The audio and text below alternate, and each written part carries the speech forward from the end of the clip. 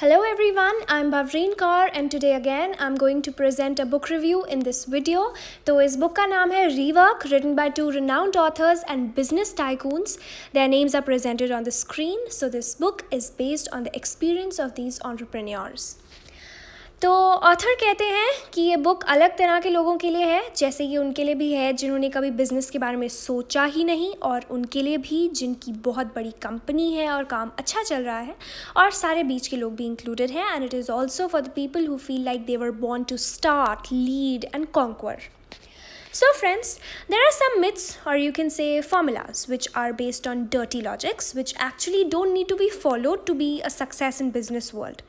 Actually, this whole book is based on destroying your myths, assumptions and guesses about a business. जैसे कि आपको एक हफ्ते में दिन रात 60, 80 या 100 घंटे काम करने की ज़रूरत नहीं है. 10 से 40 घंटे भी काफ़ी हैं. आपको अपनी लाइफ की सारी सेविंग्स नहीं उड़ानी है, इतना बड़ा रिस्क नहीं लेना है, और आप अपनी डे जॉब के साथ साथ भी बिजनेस कर सकते हैं. And you don't even need an office, you can work from home and expand. Before starting with the lessons, I'll make you aware of the word named starters, which has replaced entrepreneurs, so that we don't depend on an MBA, a certificate, a fancy suit, or a briefcase to sound like an entrepreneur. So let's come to the ground and sound like starters who can start from anything to grow a business. So friends, the first fact is ignore the real world. आपने अक्सर लोगों को कहते सुना होगा कि ये काम नहीं करेगा, वो काम नहीं करेगा, उनके सो कॉल्ड रियल वर्ल्ड में, यानी कि हकीकत की दुनिया में. ये हकीकत की दुनिया बहुत ही डिप्रेसिंग नहीं है रहने के लिए, जहाँ हमारे ड्रीम्स को टोटली यूजलेस और इम्पॉसिबल कंसिडर कर दिया जाता है.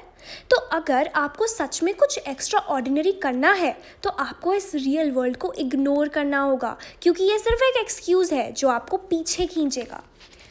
चलिए अब लोगों के सेकंड इंटरेस्टिंग लॉजिक पे आते हैं. तो काफ़ी लोग पूछते हैं कि हमारी कंपनी कितनी बड़ी है in terms of number of employees, right? और अगर आपका आंसर होगा कि आपकी कंपनी में एम्प्लॉयज़ कम हैं तो लोग आपको नॉर्मल सा बिजनेसमैन समझेंगे. और अगर आपका आंसर बड़ा होगा तो आपकी वैल्यू की जाएगी और आपको कॉन्स्टेंटली कॉम्प्लीमेंट्स और अप्रिसिएशन मिलेगी. But that all is rubbish. It doesn't matter what number of people are working with you. What matters is the people who are working. Are they creating something productive? Are they of quality or only in quantity?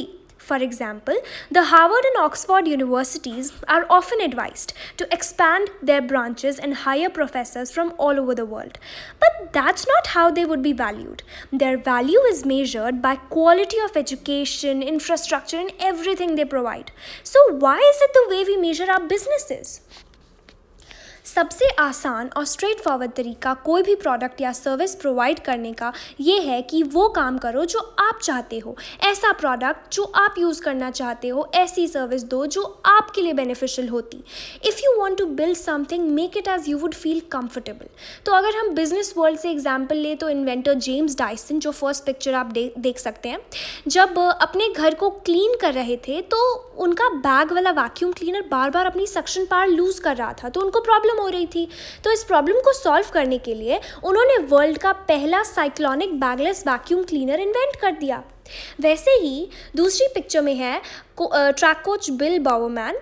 इन्होंने decide किया कि इनको अपनी team के लिए better और lighter running shoes चाहिए. So he went out to his workshop and poured rubber into the family waffle iron, and that's how नाइकी's famous waffle sole was born. So basically, the author wanted to convey that you have to provide what you desire for yourself, and the people who are like-minded will follow. So guys, work smart rather than long and hard, and yeah, no time is no excuse. So the next very important mistake which we often make in our lives is that we don't start at the epicenter. We don't focus on the thing which needs our most attention. For example, एक इंसान एक hot dog stand लगा रहा है और वो सबसे पहले कार्ट को डेकोरेट करने में लगा हुआ है, उसको क्या नाम देना है ये सोच रहा है. वो अपनी बेसिक आइटम जिसके लिए उसने स्टॉल लगाया है, दैट इज़ हॉट डॉग, उस पर नहीं फोकस कर रहा. तो क्या उसका स्टैंड चलेगा? वो जितना मर्जी सुंदर डेकोरेटिव कार्ट खड़ा कर दे, लेकिन जब तक उसकी मेन आइटम जो है हॉट डॉग, उसकी क्वालिटी, उसका टेस्ट नहीं होगा, तब तक सब बाकी चीज़ें बेकार हैं. So focus on what needs most of your attention. So now friends, you all are very much familiar with this fact that interruption is the enemy of productivity. Interruptions break your workday into a series of work moments. 45 minutes and then you have a call. 15 minutes and then you have lunch. An hour later, you have an afternoon meeting. Before you know, it's 5 o'clock and a couple of hours are totally wasted because you cannot focus on something when you're constantly going start, stop, start, stop.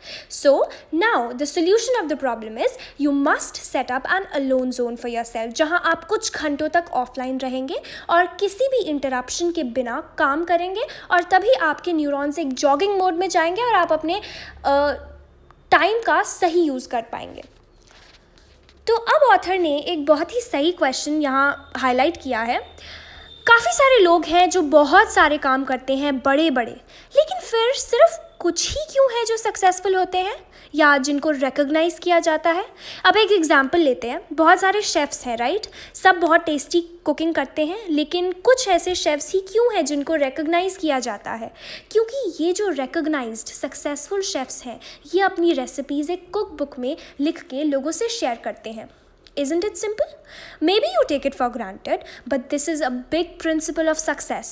When you share your knowledge and help other people flourish who have the same interests as you, then you don't need to be successful. You are successful.